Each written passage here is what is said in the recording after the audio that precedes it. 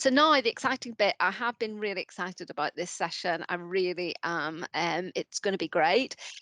It's just so good to, it feels like there's been a bit of a theme today. I dipped into the prosperous session, and many of you hopefully were able to join that, but there was lots of conversation about anti-racism, anti-discriminatory practice, and this feels really fitting that we are sort of moving towards the end of the day with this presentation. I don't quite know what the content will be. I've seen the slides and I've seen the lovely team that are delivering this, and yeah, it should be brilliant. And Jill is, her official title is the Principal Lecturer and Programme Lead for Social Work and Wellbeing at Oxford Brookes. And Jill has been doing, you know, lots and lots of work, and she is going to be a much better person to introduce herself and her team. So I will hand you over to Jill, and yeah. Thank you. Good evening, everyone. Thank you very much for having us here. Happy International Women's Day. I'm Jill Childs. I'm the programme lead, principal lecturer for the social work programme at Oxford Brookes. So the title of our presentation tonight refers to diversifying as well as decolonising our curriculum. But in fact, in the early days of this work, we moved away from diversifying to decolonising because of the fact we wanted to place a political emphasis on the work we have completed. The way in which we're going to talk to you tonight will be using a fishbowl structure, and we're not using a panel presentation because we want you to see us have a conversation with each other in the fishbowl, and that later on you will then join us in the fishbowl to ask questions. So at this point, I'd like to turn to my co-presenters and ask them to introduce themselves.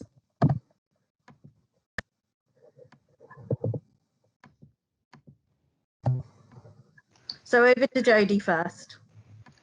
Hi, I'm Jodie Bell, and I'm a lecturer on the social work programme at Oxford Brookes. I'm also a graduate from the programme as well, so some of what I'll be talking about has been a journey since I was a student right through till now as a lecturer. Thanks, Jodie. So now over to Nabila. Hi, my name is Nabila Talib. I am a social work lecturer as well with Brookes. I was also a student of the programme, and my journey also, I guess, has also been from being a student to then being a lecturer. But at the moment, I teach part-time at Brookes, and I also support immigration detainees with a charity that I work with. Thanks, Nabila. So now over to Frank. Hello, everyone. I'm Frankie Charles. I'm a third-year social work student at Oxford Brookes University. Thank you, Frankie. And finally to Takwana.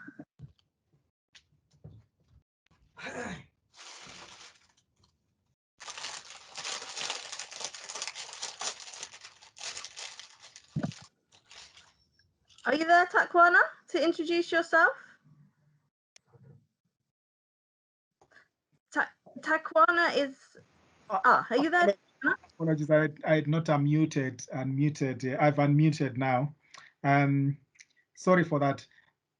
My name is Takwana Shenyika. I am a director and manager with an organization called Independent Social Workers Partnership. We are an independent social work agency supporting local authorities with some of their statutory functions. I'm here representing employers because what we do is we support students on placements with us, and we've got students from different universities, and obviously we employ social workers as well, both full-time and also in an independent capacity. So I will be representing the that side of the divide in terms of the employers and educators or social workers in terms of the practice placements which we offer. Thank you, Takwana. So although our work in our university began well before the Black Lives Matter protest last summer, work across the sector has gathered momentum since, with the focus both on what World Social Work Day next week and the British Association of Social Workers Social Work Month being on Ubuntu. I am because we are. Ubuntu speaks to the value of collectivism, and it is by coming together tonight we want to talk to you a bit about what we have done and what we hope to achieve. We want to acknowledge all the good work that has begun in the social work sector, but we need to remain critical of ourselves and of others and realise there is a long way still to go, and how we will continue to maintain this important work for ourselves once it doesn't any longer become the latest thing. We realise that our work is only a small aspect of that good sector work. Our work to decolonise our curriculum started in silos of interest. And then in 2017, we developed a strategy that became an action plan. And now we're at a point where as a programme team, we have a well-embedded action plan, and we are beginning to look at evidencing our impact. Our strategy has been wholesale in as much as we have focused on our theoretical models, our curriculum, our staffing, our research, and our degree outcome gaps, with an aim of creating an anti-racist workforce for the future. You can ask us more about the specifics of this in the questions. The work has been broadly twofold. One part, which has been about changing focus and implementing actions, and that has been the easy part. The other, harder part has been about the journey we have been on, and that is what we are going to focus on in the first part of the conversation tonight. If we look critically at higher education, we can see it protects itself through maintaining structures that protect privilege, and it risks endangering its future credibility if it continues to generate a lack of senior level diversity through supporting single story narratives. It needs urgently not to replicate colonialised structures of the past and to challenge institutional racism. And it has been within those structures that our work has taken place. Our journey as a higher education provider to create an anti-racist workforce of the future through developing our students to become future progressive social workers within that context is what we're going to be discussing tonight. My biggest learning is that we are all learners on this journey. The learning has been painful and bruising, and I've needed to be brave. I, as a leader, have had to pick myself up, dust myself off, and tune right into my humility, and to be lifted by the people who I have the privilege of surrounding me. And I have needed to realise where the expertise lies. I am proud to say to my co-presenters, I am because we are. Thank you, Jill. Yeah, you know, you said many things there that really ring true for me and I can really relate to. And one of the bits I think is the place I'd like to start on this is how you've described it as being quite bruising. I mean, I've had many conversations, as you will know, with people in the team, and myself and Nabila have had lots of conversations, and we've had many experiences where we've tried to deliver sessions to students, where we've tried to deliver workshops, and we've been full of enthusiasm, and actually experience being beyond bruising. It's been brutal.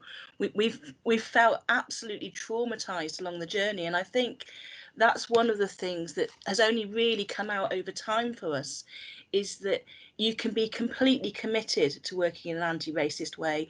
You can have all the values and all the good intentions, but actually it doesn't always go the way you expect it to go. It rarely goes the way you expect it to go. And, you know, many of us, we have these really high ambitions of wanting to change things, you know, change everything, change the structure of the teaching, change the content, making sure that we're using more, you know, we've talked about diverse imagery within our work, about making sure that all the images we use don't just represent people who look a certain way, or how social workers are described, I think, as I remember as a student, somebody describing on a bus that social workers, that all those social workers, they're all those white middle class women that wear dangly earrings and cardigans. So it's trying to shift away from those sorts of images, shifting the content, all of those things. And we've tried repeatedly to do that. And one of the things I think, you know, for us, for me, has been, this image really sums it up. It's been like a roller coaster. You know, sometimes it feels really euphoric and you feel like you're riding high and you've got it just right, and you've delivered a session that's on this topic, and the students, you know, the social work students have got it. But there's been equally the times where you've come out completely deflated and thinking, where did I go wrong? What did I miss here? And there's been times in it where, you know, I've been full of enthusiasm, and just wanting to make sure that everybody hears me, and being very vocal. But there's also been times where I've felt so defeated that I've just wanted to give up, and I've wanted to just not talk about it anymore. And I think for me, one of the things that I've really learned, particularly recently, is about that working in a team. So we have a really clear structure of, you know, of a team working together, but it's much more than that. It's having a team around you who you feel have the same purpose. So I think one of the key changes for me has been about us having a strategy and actually laying it out and actually verbalizing it and sharing it with people. And that for me has made one of the biggest changes, because as I said, my journey started as a student, and I remember railing against some of the sessions I was part of and some of the processes I had to take part in, and how racist it felt to me. And all the way through, it's felt really like you're battling, but having people around you and formulating an agreed strategy, I think has made a massive difference. And I think it's something that most people in most organisations can take forward, is it's not just trying to do it on your own, making sure that when things become really difficult, you have people around you to help you and encourage you and re-motivate you. And that's one of the things I think, Jill, you know, I'd like to thank you for, is that actually, I think you talked about 2017, about coming in and having a strategy, and it actually happened at a time that I was quite deflated with the whole trying to be anti-racist, trying to encourage others to be anti-racist. And actually it takes good leadership, and it was a good reminder to me that as social workers, we're meant to be professional leaders. And sometimes you do have to pull yourself back up, and you do have a responsibility for other people to encourage them as well. But I think there's a couple of things that have really stood out for me as to what's made the biggest difference for me on this, and there's two things, there's two sides to it. The first side is around making sure that I try to work on creating an environment where other people are able to express their views. And I don't always agree with them. And I know that myself and Nabila have had many discussions, and Jill as well, where we haven't agreed with each other. We literally have not agreed to have the same viewpoint or the same direction, and actually being open to making an environment where other people are able to express that if they don't agree with you. And the other side for me is making sure that I'm open to other people not agreeing with me, and being open to question and challenge how I'm looking at things. Thanks, JD. I completely agree with finding allies and working as a team and being a collective, and kind of going through those ups and downs with people and being surrounded by that sense of support. Because I think what I ended up feeling like was a lot like this image, where I felt like I was breaking things apart and feeling like what I was presented with was something that I had to ultimately dismantle for any kind of transformational change to take shape. And some of the things that I want to really talk about is being presented with a lot of diversity speak, lots of talk about diversity, and whether that's within the higher education sector or in social work practice. There's a lot of talk of diversity and wanting to diversify. But the way that I saw it, it was a bit of a sprinkling on the top.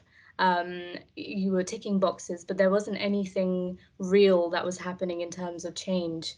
And the way I see it is kind of like, if we imagine Preeti Patel right now, who's part of the government, and we're trying to include more Black and brown faces within the government to diversify it, but at the same time, you know, it's International Women's Day, and we have someone like Preeti Patel in the government who is currently planning to build an immigration detention center for women. So how much are we really looking out for women's equality and justice for women in this country when that is going on? It just seems doesn't quite add up for me. So that, for me, it made more sense to shift away from diversifying and to go towards decolonizing, because it looks at the structure and it aims to dismantle it completely to build something else. Because the idea is that we can't really continue to work with something that has colonial continuities attached to it. We need to start with something else completely. And I guess another thing was that I was presented with a lot of unconscious bias related stuff. And this goes for most institutions, but I see a lot of it in social work practice, as well as universities trying to push towards unconscious bias training for their workers. And again, I think what that does is it puts the onus on the person, and it asks for the person to look at their internal structure and psychology to understand where the racism lies within them, and takes away the responsibility from institutions.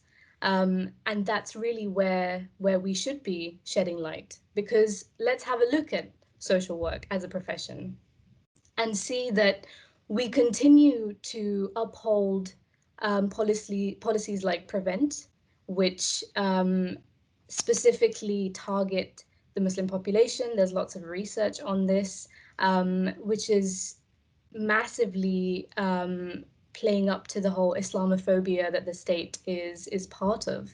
And it's also essentially being these tools of surveillance. We're surveying minorities by upholding things like the Prevent policy.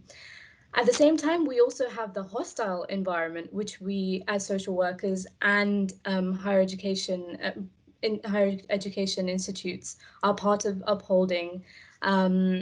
Because as social workers, we should be working with people who are in need.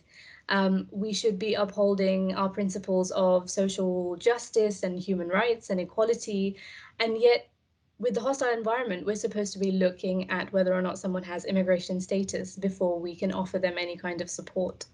And so we need to be able to move beyond the unconscious bias ideas and look at structural racism and look at how we play a part in upholding structural racism. And what I realized then was that there needs to be a move away from looking at the individual and looking to the collective as a response to this. And one of the things I was really fortunate enough to be part of was Oxford Brookes, especially in social work. We had a diversity support group, which we very quickly realized that needed a change of name, and it needed to be called something better. And so Frankie and I worked together on that, and we came up with the Global Majority Collective. And the idea behind that was that it's more empowering, and we're looking at Black people and people of color around the world as a global majority. And it was supposed to be specifically a space for social work students on the course, Black students and students of color, to come together and have a safe space and to be able to talk about racism, anti-racism, what it means to them, what it looks like within the profession, and have these powerful conversations and be part of that collective and use it as a form of action. And I think that that has been one of the most powerful experiences of doing this work and being able to create the space alongside Frankie. And I'm sure that she will talk about it as well. So hello everyone. So from just what Nabila said, I got involved with working with these lovely people. So after the Black Lives Matter in the summer of 2020, that which really highlighted the magnitude of racism within the UK, not only with socially, institutionally, structurally, but also within education. So for me as a Black woman and as a Black student and a social work student, that really gave me the opportunity to do some research around social work and what that looks like as a Black student. So whilst researching, some of the common themes that came out to me was that Black and ethnic students, were solely disadvantaged just because of the colour of their skin. Through admissions, when they're applying to university, there was a lot of attainment disparities. Some of the things that was reported was that students felt isolated within the classroom, that they really didn't have a voice, that they felt like they had no one to advocate, no one to advocate for them. So after doing this research, it really touched home and touched base with me. There was a time when I was walking around the university, and this is something that I did bring forward to my module lead. I was walking to one of my lectures, and there was this poster in the corridor, and on this poster it had all the senior management at the university, and it literally stood out to me. Literally, I didn't see not one Black face on this poster. So for me, I was thinking, as a Black student, who's going to advocate for me? That really touched some strings to me. I felt really uncomfortable that as a Black student, I didn't see anybody in management in that sense of in that level that I felt that could advocate for me. So then, after doing some research and and then I reached out to my module lead around the summer of 2020, after the Black Lives Matter thing was going on, and just reached out and said, I felt like I needed to do something. I'm talking about advocation. I felt like there was no one to advocate for me. So what could I do as a Black student to kind of help and encourage other students on the course? And then that's when myself and Nabila really started working on the Global Majority Collective. But one of the things also that really stood out to me whilst doing my research was that anti-racism and anti-racist practice was not something that's really been minimized within the social work education. There's no emphasis on it. There's nothing that's nobody actually been working towards or working on it. And as a student that's going to be qualified within a couple of months, I feel really uncomfortable because I've heard and from peers and my friends that are social workers that they've really been experiencing racism, as newly qualified staff. And I feel that, as a profession and as a student, we are taught a framework of ethics and values around anti-oppressive practice, and that we shouldn't, that we have anti-discriminatory practice, anti-racist practice, but these are things that are not being put in place, and there's nothing there for a student like myself to protect us. So, I really wanted to relay this question to Takwana, who works in employment and works with newly qualified social workers. As someone that's coming into the field, is there any structures or is there any strategies that are going to be put in place for someone like myself to protect me from experiencing anything like that? Yeah, it's good to hear that, Frankie. Of course, I think what I will do is actually just to highlight how that transformation happens. I know that you have sort of spoken about your perspective as a student, but obviously as an employer, we are privileged at ISWP in that we are actually involved in the shaping of a social worker in terms of social work students coming for their placements with our service, but also we support newly qualified social workers, and obviously we work with very experienced social workers who work in the different sectors within our services.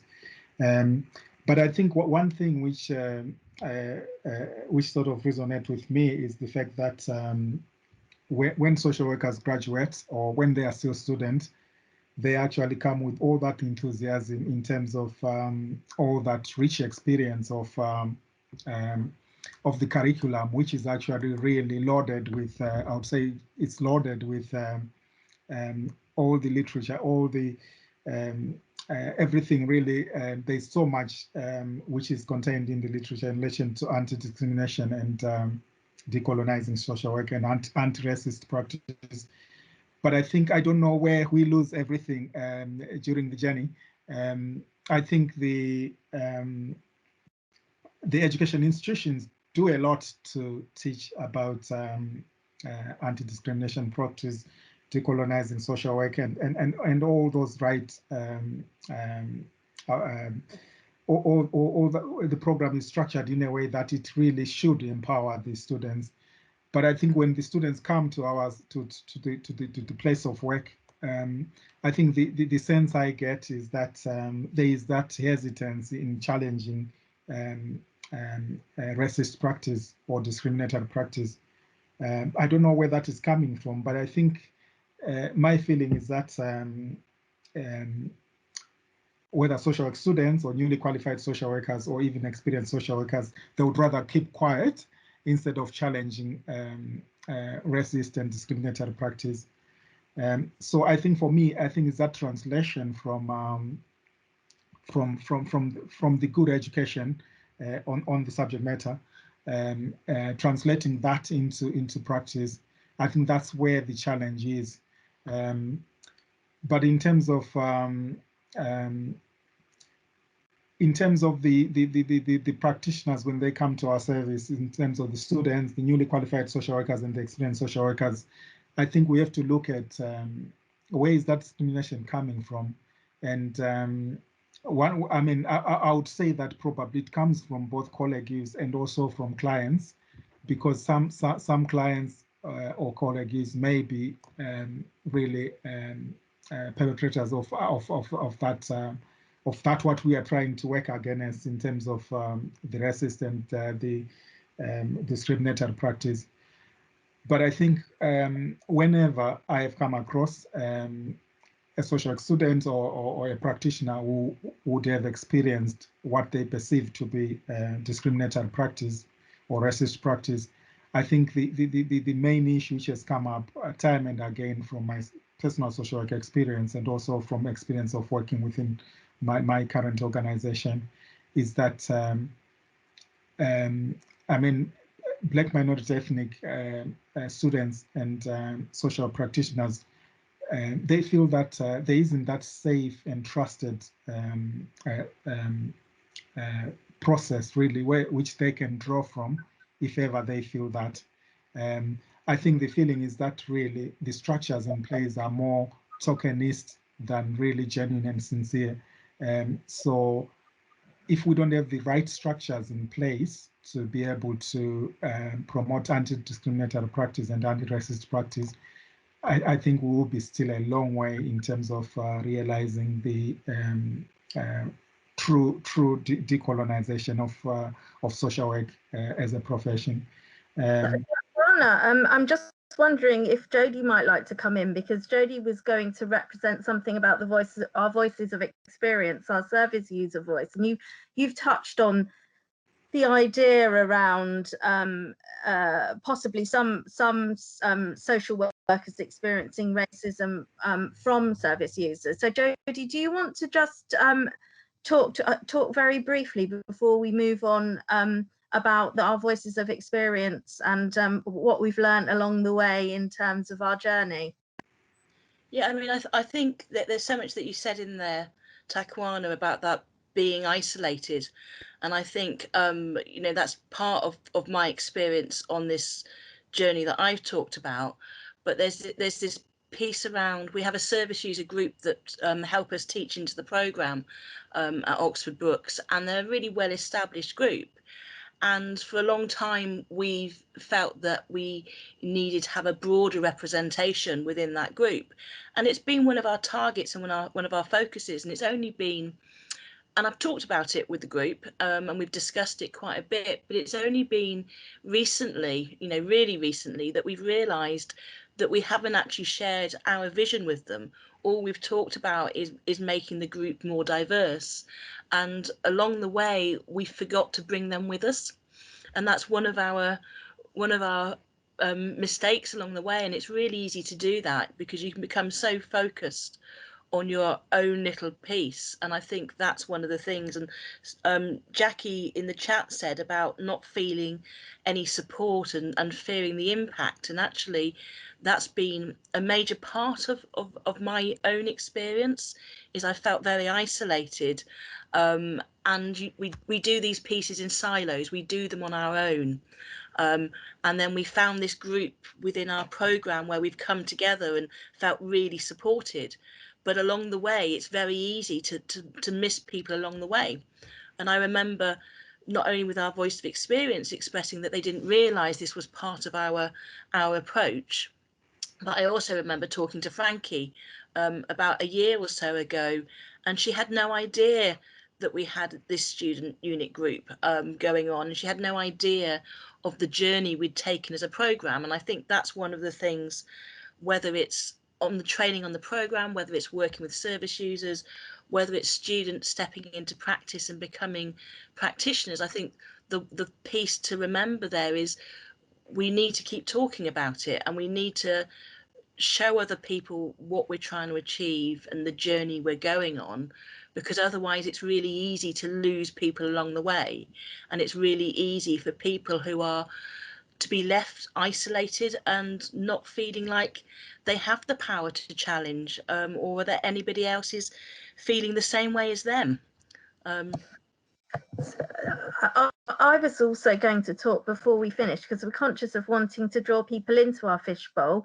But before we do, I just also wanted to talk about the meaning of being a white ally.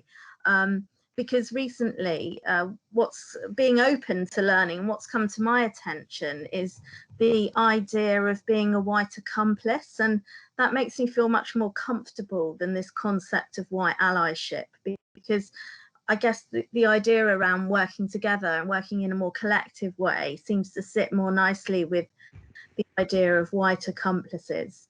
And I suppose part of the journey that I've been on of being a white person and leading this work has been about trying to be authentic and trying to accept the privileges that I have been given. And some of that journey has also about trying to surface white complicity of my colleagues and challenging their unconscious biases.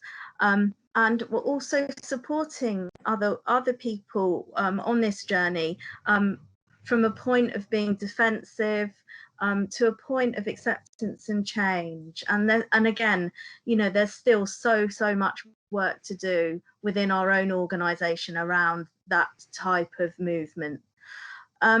The other thing that I've really learned is about how I can be a good manager to Black staff members and what Black staff members need from me as a manager. And also the other thing that I've been working on is whether and how we can work collaboratively with our partners in Africa.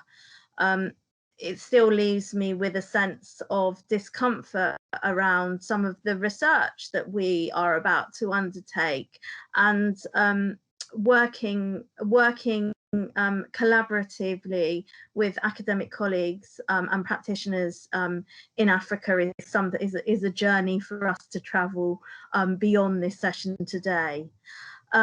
So before we draw everybody into the fishbowl, and we're going to hear, I think, from some of the Social Work England staff around some of the questions, really I wanted to end our part, at least, by just talking about the future of social work. And as Prospera mentioned this morning, the time really is now. The time is now because we can build on the momentum now. And if this moment exploited correctly, we've really got the potential to build a true anti-racist workforce of the future. You can hear some more about some of the more practical things we've done across our programme if that's helpful in the questions. So I'm going to turn my microphone off and hand over to our social worker. Say, Lorraine's asked a question there about, can you say some more about our strategy and were all the staff engaged in this? And Lorraine, I'd like to answer if that's okay, because I think that's one of the things that's made the biggest difference in our programme. You know, for a long time, there's been numbers of us who have been delivering sessions, delivering workshops, making sure that every cohort gets a session where we might be exploring about race and ethnicity and what that means to people. And I think the biggest change for us is when we signed up as a whole programme. And that's the biggest change. We signed up as a whole programme that we would all do this together. And that's been the shift. I think doing it on your own was probably why the roller coaster, well, it kept feeling like I was jumping on and off a roller coaster, is because it was very isolating. And it, as Nabila said, it just felt like a sprinkling of diversity.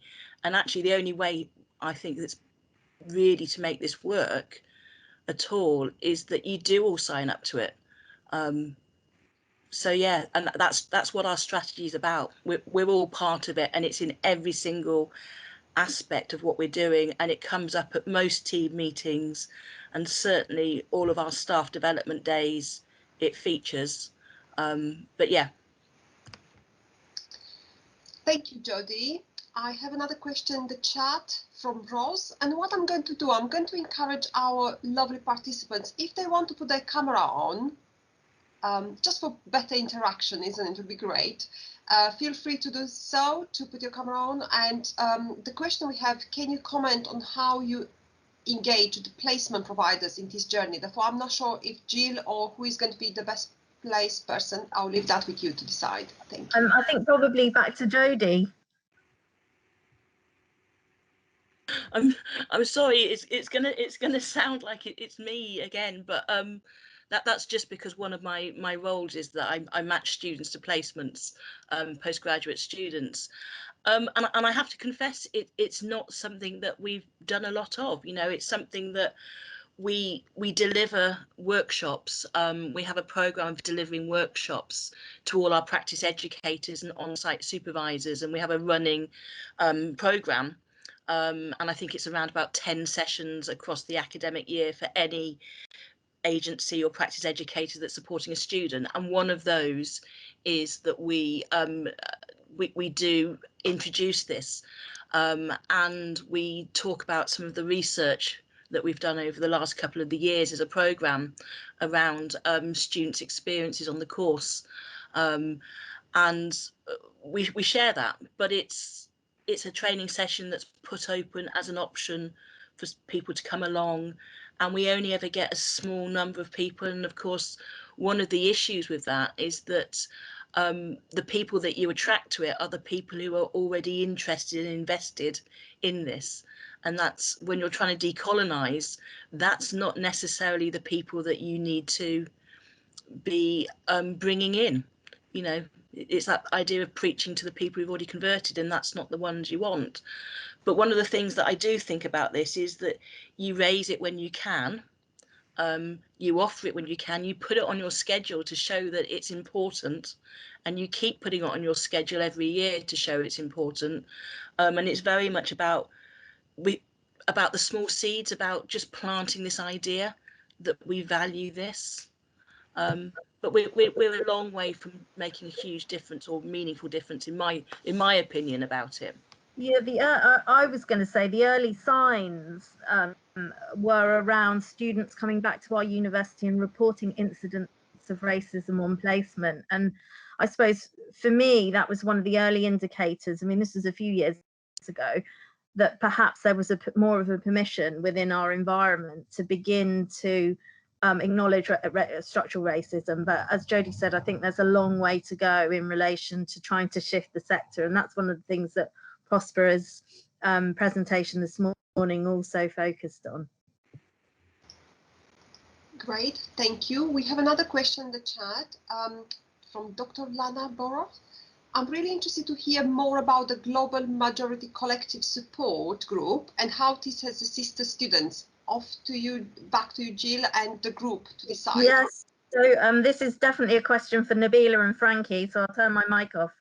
Yeah, I think, Frankie, you can probably talk about the experience of students, but this kind of started off this idea around when I was part of doing some research with Louise Bunce, Dr. Louise Bunce, who is also part of the team, and she looked at the experiences of Black and ethnic minority students on the course. And so we did focus groups with students, and students talked about how nice that space felt. They felt like for the first time they were able to talk openly about their experiences, about racism, about how it's impacted them both either on the course or within placement or out in practice, and how they felt about it and the curriculum and how they engaged with it. And so one of the feedback was that they wanted this space to continue beyond the research project. And so that's when we were trying to put this together, and then the Global Majority Collective was born out of that. And every 2 weeks we meet up, and at the moment it's been on Zoom. And we always have a theme ready to talk about. Last time we talked about parenting as Black parents, or within social work, working with young people of color and Black young people. So we try and pick a theme to have discussions around. But Frankie, you can probably talk a bit more about your experiences with it. Yeah, so my experiences with it, again, is what Nabila just said.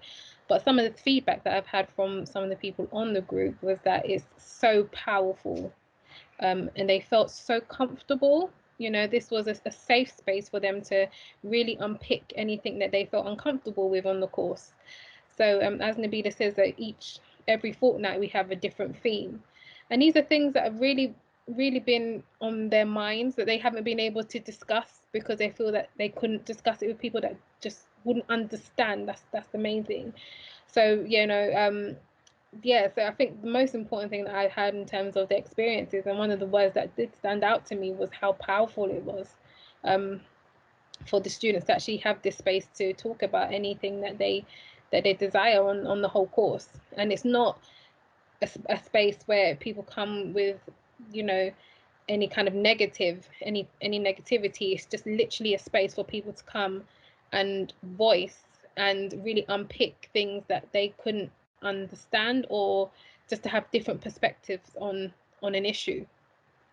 The thing I was going to say, Frankie, is coming from an assertive outreach background in practice, there have been times when we would have, if I hadn't have had that background, we would have shelved that group because it has been so hard to get it to the point where it's at now, hasn't it? And we've worked really hard, even when it hasn't really been functioning, to try to maintain it, because we've had a sense that actually there is something needed. And in many ways, the pandemic has transformed that because of access issues, I think, for students. I mean, I don't want to speak for Nabila and Frankie because they know better than me.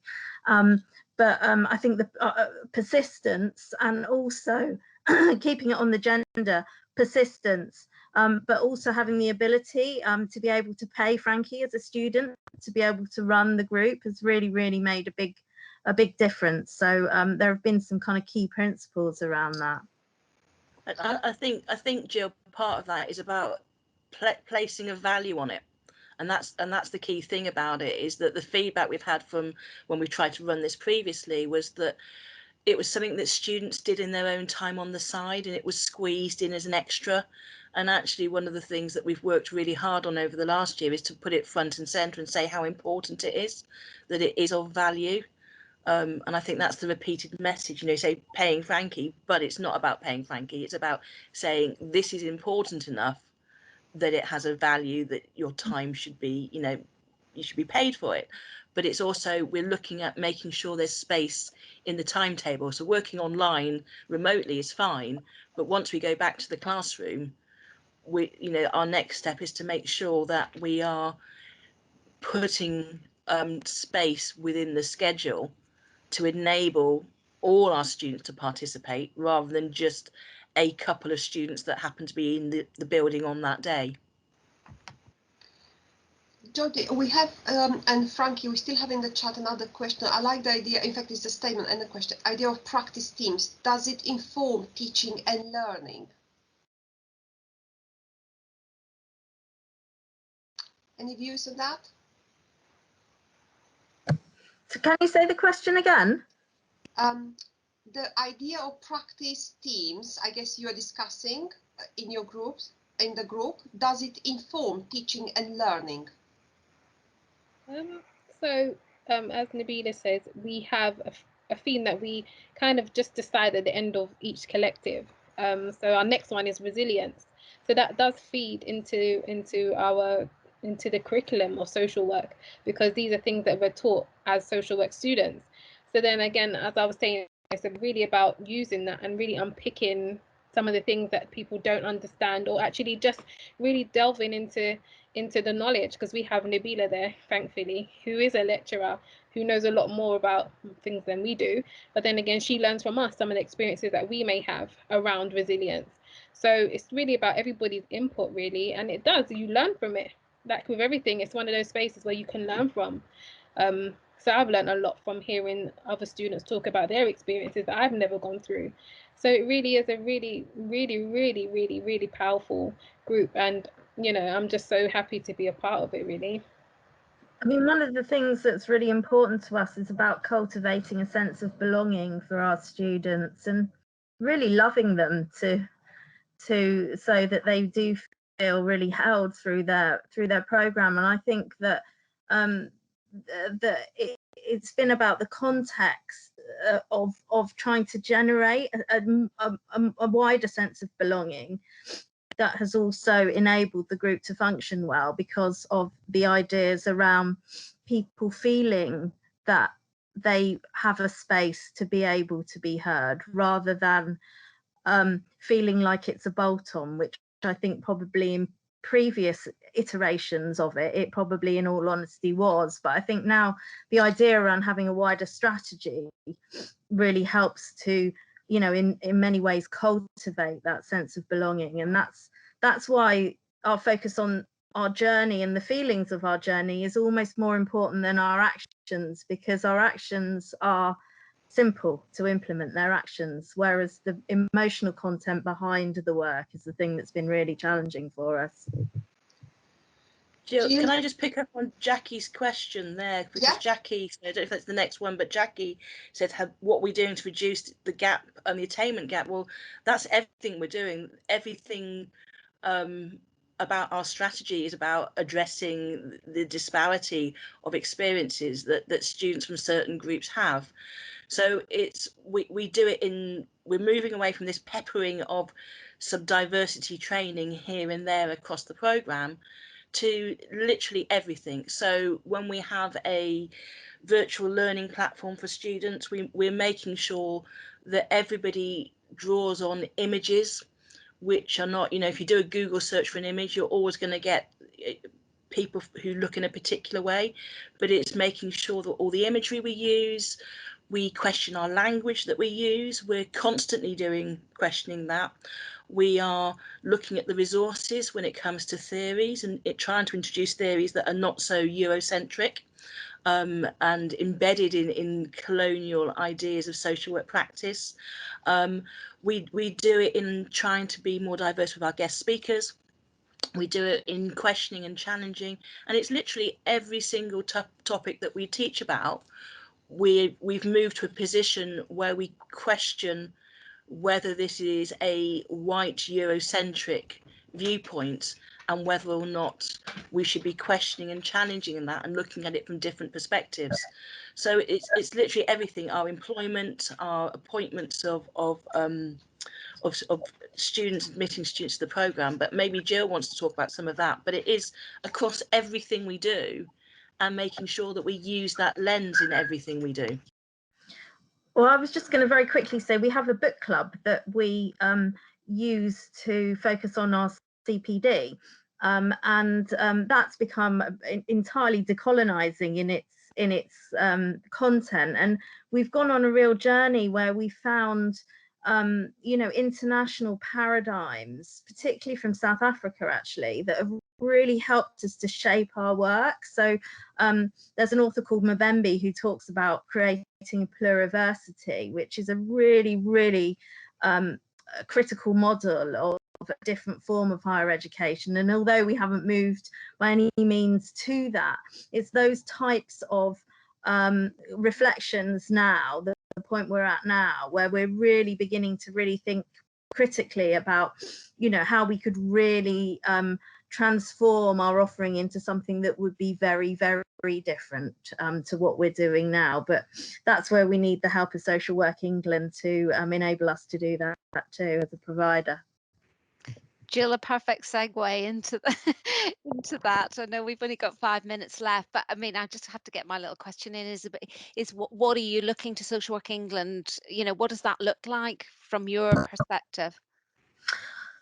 Well, if we're talking about pluriversity, that's about transcending disciplinarity and having a really diverse epistemic roots in all that we're doing. So that is quite radical. But I guess anything that's less mechanistic would enable us, and more internationally based, would enable us to create a different paradigm of learning, a more transformational paradigm of learning, and to create a different type of workforce for social work.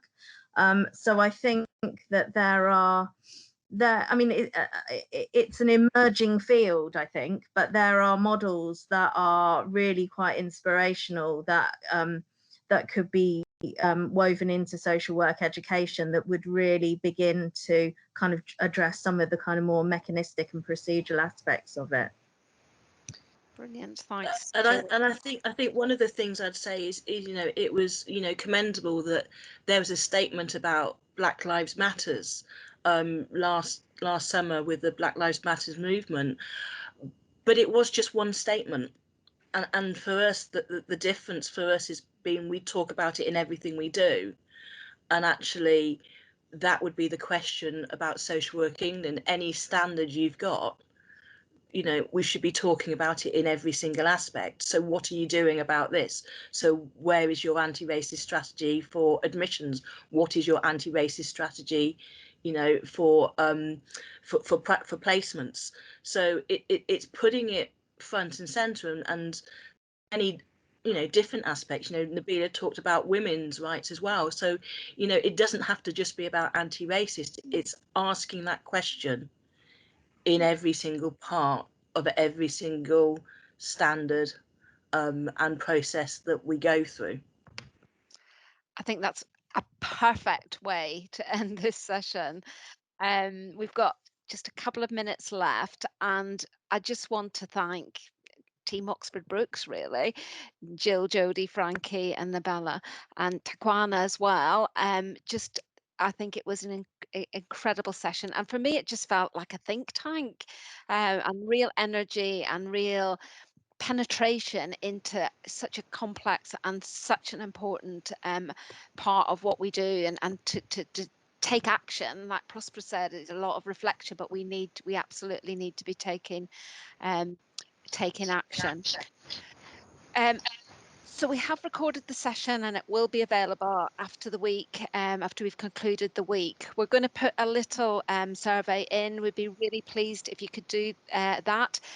Jill, as I said earlier, they need some feedback because I think they're going to get an award, and I think that's absolutely right and proper. So anything that we can do to support that, and to get that feedback directly to her would be brilliant. Also, just thank you for your participation. You've asked some amazing questions. To engage on a Monday night in the chaos that we're in has just been overwhelming, and we're really pleased that that you have attended. And I think it has provoked such a lot of thought that we need to pick up, and that we will try and think about how we can keep that conversation going.